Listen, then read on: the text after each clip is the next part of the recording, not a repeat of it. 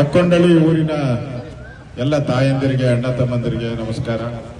ಇವತ್ತು ನಾವು ಚುನಾವಣೆಗೆ ಬಂದಿರೋದು ಇಲ್ಲಿ ಬಿಜೆಪಿ ಗೆಲ್ಲಬೇಕು ಅಂತ, ಕಮಲದ ಗುರುತು ಗೆಲ್ಲಬೇಕು ಅಂತ.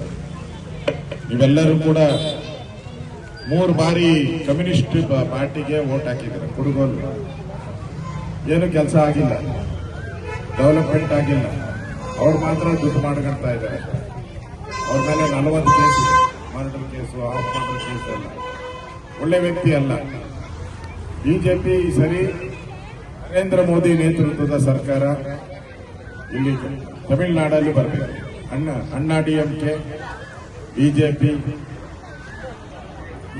ಪಾಟಾಳ್ ಮಕ್ಕಳು, ಅಮ್ಮ ಮಕ್ಕಳು ಎಲ್ಲ ಪಾರ್ಟಿ ಸೇರಿ ಸರಿ ತಮಿಳುನಾಡಲ್ಲಿ ಸರ್ಕಾರ ಬಂದೇ ಬರುತ್ತೆ. ಇಲ್ಲಿ ಡಿಎಂಕೆ ಸರ್ಕಾರ ಬರಲ್ಲ, ಯಾವ ಕಾರಣಕ್ಕೂ ಬರಲ್ಲ.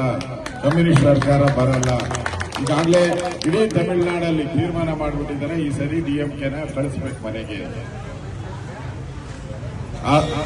ಇವೆಲ್ಲವನ್ನ ಗಮನದಲ್ಲಿಟ್ಕೊಂಡು ಅವರಿಗೆ 3 ಸಾರಿ ವೋಟ್ ಕೊಟ್ಟಿದ್ದಾರೆ.